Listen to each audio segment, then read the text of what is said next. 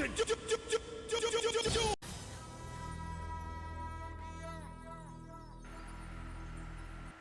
is up, YouTube? This is Hypergon. We got Chat the Cat back again for another video. Specifically, the newest edition of Throwdown Thursday.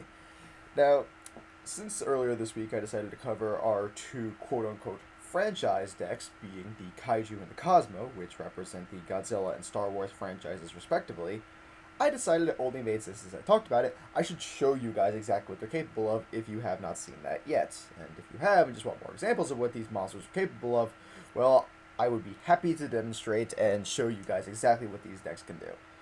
Now, just as a brief recap, the Kaiju, which I will be showing you later on, are the ones that can special summon themselves by triggering their opponents out of the field by triggering a monster they control, so Lava Golem.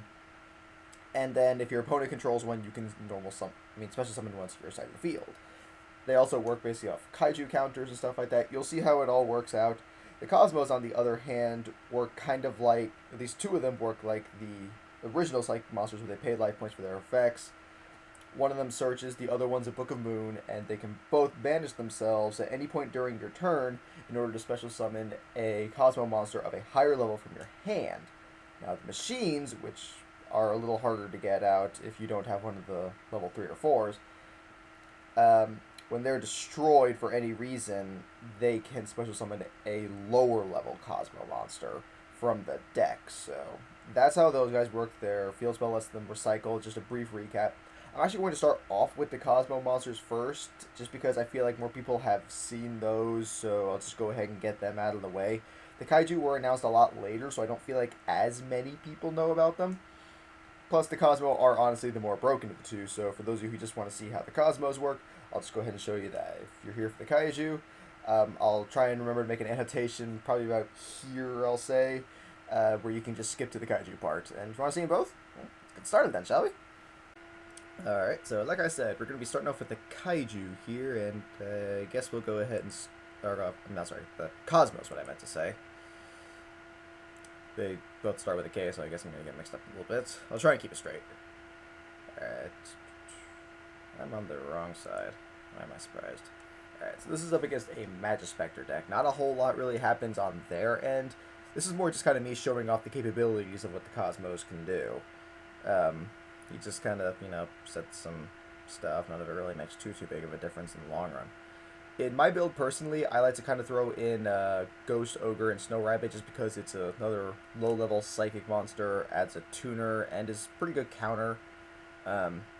So I just did her stuff, attack, got the damage, searched off Forerunner, and then I kind of went through each of my Cosmo monsters. Little known fact, because I've seen a lot of Cosmo players who don't do this, you can activate the effect during the battle phase, which means you can rack up a lot of damage. I got him down to just less than 3k in one turn. And plus the Cosmo Town, I was able to get back my Farm Girl, so worst case scenario, I can just do it again next turn. Though, honestly, it's really not necessary at this point because he can't really do anything, so I'm just going to bring out Farm Girl and just game. Like I said, this one wasn't really that impressive on his end, but it did kind of show off the capabilities of what the Cosmos can do, so it's kind of a good starting point if nothing else. Next up, let's go with, the Gradles. These other ones actually did kind of put up a lot more of a challenge. Come on.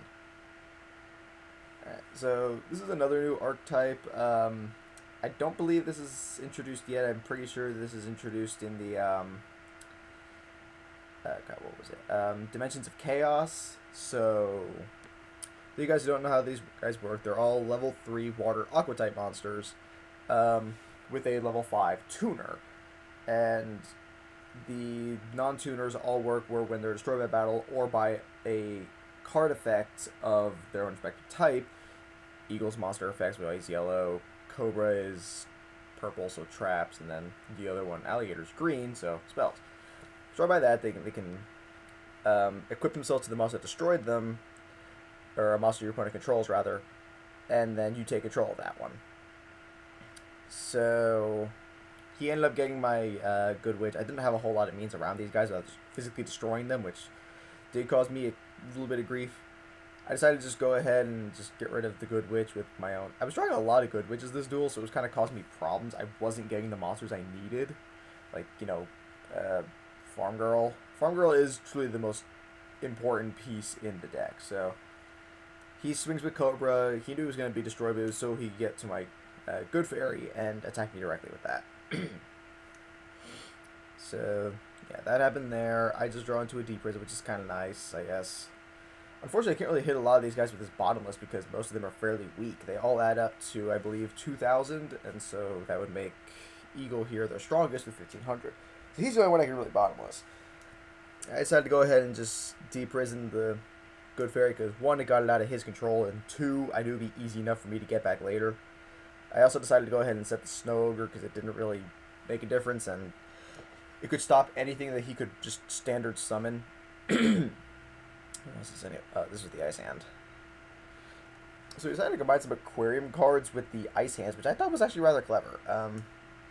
Just because it does give the Water and Aqua monsters a buff, so that was actually quite clever. So I guess this thing, I know I have to kind of like kill it now, or it's going to cause me problems. And of course, what do I get? Freaking Good Witch. But since I have my tuner on the field, I know I can just go ahead and go for Michael, pay my 1,000, banish, and just swing direct. That's kind of another reason I like having Snow Ogre in here is because it is a light tuner. It does kind of give me a few more options. Unfortunately, since Michael is a Lightsworn monster, it is inherently going to mill at the end of the turn, but I have Michael on the field, so honestly, what do I care that much? I do also like to kind of take in Cyber Dragon just because if I can get a Cyber Dragon and a Farm Girl out on the field, I know by the end of the turn I could probably have a Cyber Dragon Infinity just because Farm Girl's effect gets Slip Runner, Special Summon Slip Runner, then I have 2 level 5 light machines, which is what it takes in order to make Cyber Dragon Nova, then I could just overlay against Cyber Dragon Infinity and just kind of wreck house. I eventually swapped that MSD out for a Galaxy Cyclone, partially for flavor, otherwise just because, honestly, it really is just a better card. Alright, so there's that one. Next up, we're going to go with the Infernoid matchup I had. Oh, cool, starting off on the right side. Okay, so this honestly was probably my most intense duel. I probably should have saved this for last, but I'm kind of a sucker for flavor, so you'll see what I mean by that in a little bit. But yeah, this dude was really tough. I've never been the biggest fan of the Infernoids, but it's not even because I think they're like bad, it's just they're annoying to fight. So, I'm not the biggest fan of them for that. But yeah, he just attacks Shining Angel. I figured I'd just go ahead and grab Honest because I knew his other one wasn't going to attack it, or so I thought. He then used Void Vanishment in order to banish the Honest, which I was just going to bounce back to my hand, so I had to admit, I wasn't quite expecting that, but whatever. So I decided to go ahead and go straight for Farm Girl effect, banish, and get out a Forerunner just so I can punch over his monster. I had no other means of doing so without Honest, so that's out of the way. Set up some back row. I know Compulse isn't going to do a whole lot. If anything, it'll just mean he has to re-banish stuff, but it's something. And he tries to chance, I'm like, alright, I'll just go ahead and bounce it back. He activates Void Seer, which I didn't anticipate. I probably should have, though, realistically. And then he brings out Uruku, or I don't know, I don't remember how they pronounce it in TCG. Yeah. Uruku, whatever. Anywho, I'm just trying to stall out here.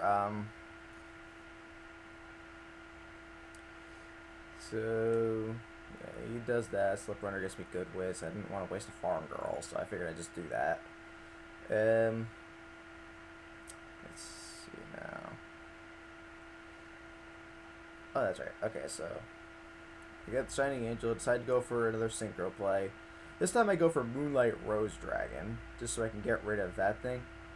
I did not count on him activating that, though, which I will may caught me a little off guard, but I can't say I'm all that surprised. So I just for those of you guys wondering why I was trying to Moonlight Rose instead of just destroy it, is because he had like no cards in his graveyard or in his hand, so I knew it would be difficult for him to bring him back out. So he does this, just compulses me back into the extra deck, but it's fine, he did his job. I still have Cyber Dragon in hand, which I'm going to use now. Go ahead and swing with that. Another reason I decided to take it in Cyber Dragon is because I do run a couple of other machines in here, and if I'm going up against another machine deck, like say Super Heavy Samurais, or God forbid another Cosmo player or a Cyber Dragon player, it actually does allow me to go into a Chimera Tech Fortress Dragon, which I did have to do during a couple of these duels. I don't know if I saved any of them, but I know during some of the duels I was testing with this, I did actually manage to make a few Chimera Techs. People usually do Rage Quit after that, so I may not have saved them. So he does that. I know I'm going to be in some trouble because I really can't do a whole lot against this thing. So I managed to somehow draw into a Good Witch.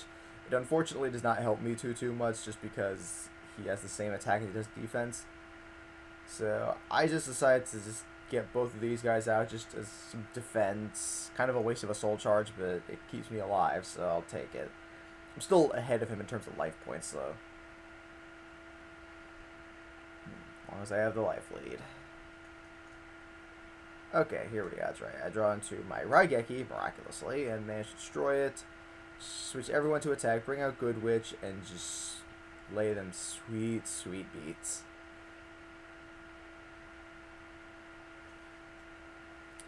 And there you have it.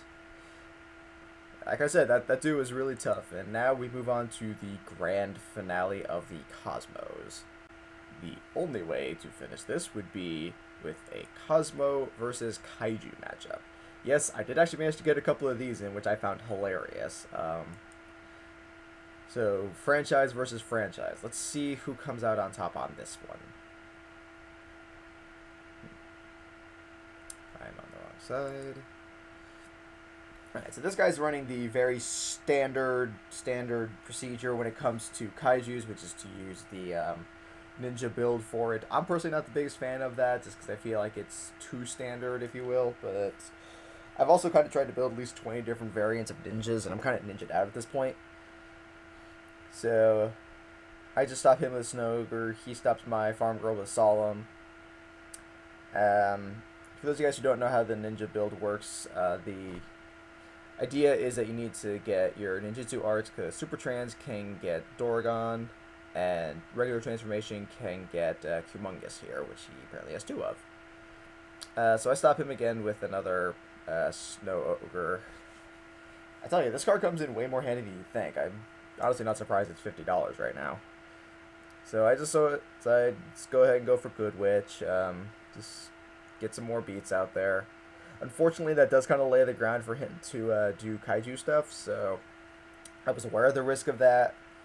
He plays Waterfront, so I know now he's going to get basically an unlimited number of Kaiju counters, and there is nothing I can do about it. He brings out Hanzo. Just decides for whatever reason to just eliminate both of us. I guess to build more counters is the only thing I can think of. Kind of a random move if you ask me, but who am I to argue? So I bring out Good Witch, just lay some beats. Then I decide to banish in order to go for Slip Runner and use his effect to get rid of a counter on Kyoto Waterfront. Normally it would just destroy Spell Trap, but because of how Kyoto Waterfront works, I knew there was no way I could actually get around that. So I'm leaving him with one less counter, hoping it kind of helps out. Here is where he makes his big mistake. He gives me Humongous and tries to summon his own. I activate the Humongous he gave me's effect to negate his Humongous. For those of you guys who don't know how that works, you are allowed to do that. It says very clearly on each card that you can activate it, that you can take Kaiju counters from anywhere on the field, including your opponent. So, since he did summon, I was allowed to negate his effect for the turn and make it so he couldn't attack, giving me essentially the advantage. He did surrender or rage quit at that point, but it didn't matter, I had him. So now we're going to move on to the other aspect of that, the Kaijus. I'm going to show you how I chose to interpret them. I'm going to start off with one of the more interesting duels I had with the Kaijus. I always face at least one guy like this, facing off against some dude with a 52 card deck with Venom monsters. I cannot even begin to comprehend that. So as you can see, the sub-archetype I've chosen to run alongside the Kaiju are the Machina. Now, the reason for that is primarily flavor. I feel like it makes more sense to run a robot army archetype alongside a Godzilla archetype. It just makes more sense to me than ninjas. But on top of that, they also do work kind of nicely because Gear Frame can search out Fortress. Soldier is able to summon things, so I can get like what am I looking for? I'm able to get out Xyz monsters. Now, this here is one of the most important cards of the deck. Remove Brainwash. The other one is Owner's Seal because what they do is they return a Kaiju monster summoned to your opponent's side of the field back to you. So with that, I was able to get the Humongous back that I summoned without having to worry about it actually causing problems. And now, as you can also see, because of the setup that I had with Gear Guardian X and the Gear Frame, I would have been able to do some stuff, but this guy kind of realized how screwed he was. It's just the way it goes, I guess. Now we're going to move on to this. This is actually something I kind of referenced in my video earlier this week, talking about how the Kaiju are actually a pretty strong matchup against Yang Zangs, which is a notoriously difficult deck to face. I'm on the wrong side again. Alright. So, a big key with the Kaijus is you need to have a lot of cards that can just go straight from field to grave, such as Upstart Goblin, Pot of Duality, both of which I run at 3 in this deck because it helps add Kaiju counters, which you desperately need. So I use Soldier's effect to actually get out Fortress, which I found kind of hilarious. So let's go ahead use Kyoto Waterfront to search out Dogoran, Mad Flame Kaiju, or as he's better known, Godzilla. Well, Burning Godzilla, technically. He's also a reference to a different monster, but I don't fully remember what that one is. So I just go ahead and do that, get out Humongous, and activate Compulse on the door again, so I can just add that right back to my hand. I also get the Kaiju counter off. I'm able to bring out the Soldier. He thought I was going to use his effect to bring out something else, so he Veilered me, but that ended up being completely pointless. So I just go ahead and lay some beats. This is actually, I believe, about the part where things get really entertaining. Yes, it is. Okay. So here's what he attempts to do. He is going to start with a Yang Zing creation, punch with Chuan so he can be destroyed. He's going to get these two, Shadow and Darkness, which he can use for a level 7. He's going to punch my Soldier, obviously. That's fine. He tries to go for a Black Willow's Moonlight. However, I have Humongous, so I'm going to negate his effect and prevent him from attacking this turn. What does he do? Desynchro. Goes back. Desynchro will then be sent back to the graveyard, adding a Kaiju counter. They are then sent, adding a Kaiju counter. Activate Humongous effect again. He doesn't realize that by doing this desynchro thing until now, that he's actually just enabling me to use Humongous' effect again and again. So, and I already have 4 Kaiju counters, so it's not like it's really a big deal. He just replenished what I used. But yeah, that's the fun part about Humongous, is that it's not a once per turn effect. It's just as long as I have Kaiju counters, I can do it. So he does that. He knows I'm going to go ahead and just activate this. I guess he didn't. That's odd. Anywho, well, I'm apparently just going to go ahead and Soul Charge here so I can get Big Eye and take back my Doragon. Another funny thing you can do, especially if you do my build where you have the Humongous and the Machina Fortress, since you cannot have more than 1 Kaiju on your field at a time. Unfortunately, this guy did, again, kind of quit in the middle of the duel. I experienced that a lot. Now I have one more for you guys. Another sort of grand finale, if you will. Yes, that is right. I am now bringing you the opposite of my original grand finale. Before, it was Cosmo versus Kaiju. Now, it is Kaiju versus Cosmo. Let's see who wins this time.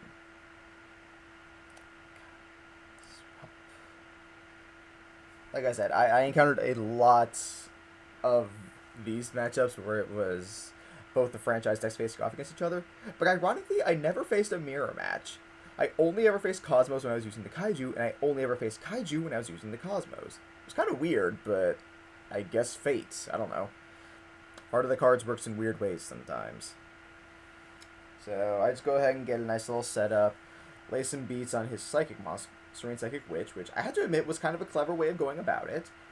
I did consider that myself, but I just figured that the Cosmos by themselves had decent enough support, so I would, or the Psychics by themselves had good enough support, so I would just kind of work towards getting the others set up.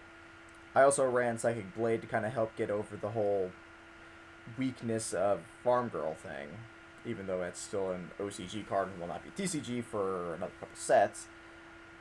It just kind of worked out nicely. So I'm building up my Kaiju counters quite nicely. I'm currently at 3, which is what I need to be able to search, and essentially what I need for any effect I'll need. So I just decided to go ahead and summon out Soldier, lay some beats before going into an Xyz summon, which I will probably use to get another gear frame, I believe.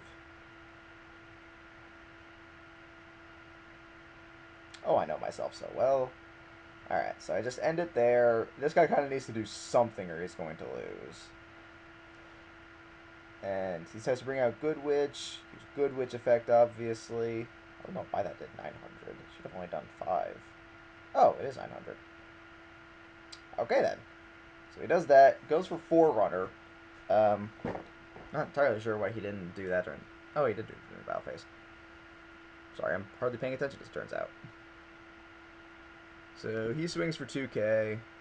I can't really do too much against this thing right now. I do have Dorgon, but I do not want to give him that without the ability to take it back myself. And unfortunately, I don't think he was really paying attention as he somehow lost right there. I don't fully understand how just then, but okay. I guess I should start paying attention during this instead of just talking, but whatever. That's all I got for you guys this week. Just kind of truly showing off the ability of the Kaijus and the Cosmos. They have amazing abilities in order to help get around certain things that normally would be difficult. Let me know what you guys think down below. Do you think the franchise decks are any good? Which one do you think is better? Which one are you going to build, if any? Let me know what decks you would like to see me feature in future segments of Throwdown Thursday. If you would like to face off against me, like my page on Facebook to challenge me. You do have to actually let me know, otherwise I'm never going to know. If there's any decks you would like to see me feature in one of my sub-segments on Throwdown Thursday, like Deck Resurrection or something of the sort, just let me know. If you have recommendations for segments, let me know. The channel's for you guys, so please, if there's anything I can do to make it more enjoyable, just let me know either on my Facebook page or in the comments below. Of course, don't forget to also like and subscribe to my channel, and until next time, peace.